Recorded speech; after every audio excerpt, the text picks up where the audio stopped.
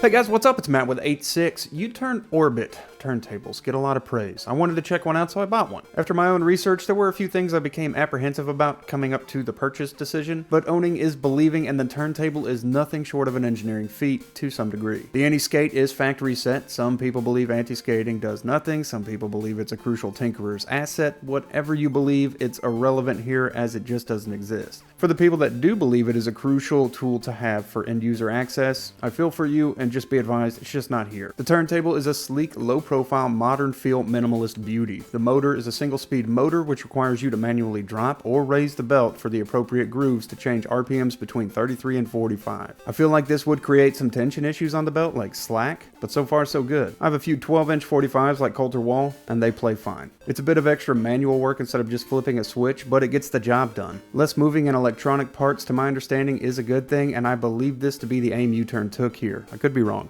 Now, all of Uturn's Orbit turntables are grounded through the left shielding of the RCA output, so there's no need for any kind of like ground wire or anything extra like that. It is internally grounded out through the left RCA. The variant I have is a no preamp. If you get the basic or one of the lower end ones, some need to know things about it are, well, for instance, no preamp.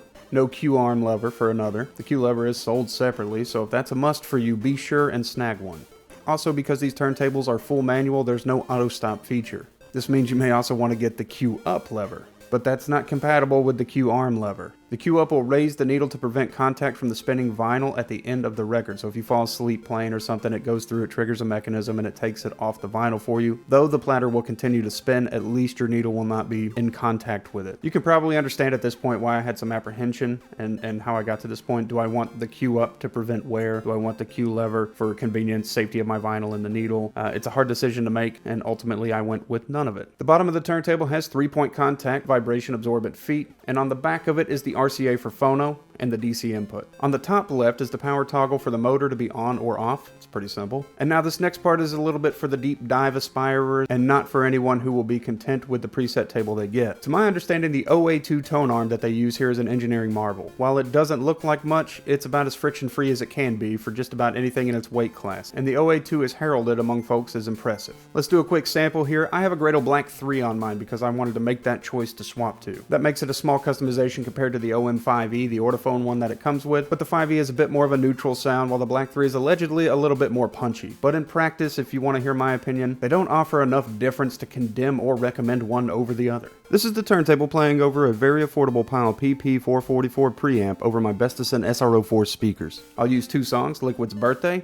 and Your Lad Crushed the Moon. Now for the test using Liquid's Birthday, that's going to be on my own personal Print Your Vinyl. It is a lathe cut 180 gram polycarbonate vinyl, and it sounds wonderful. Then we'll be comparing it with the Your Lad one, which is going to be a vinyl press, so you may hear a little bit of difference in there.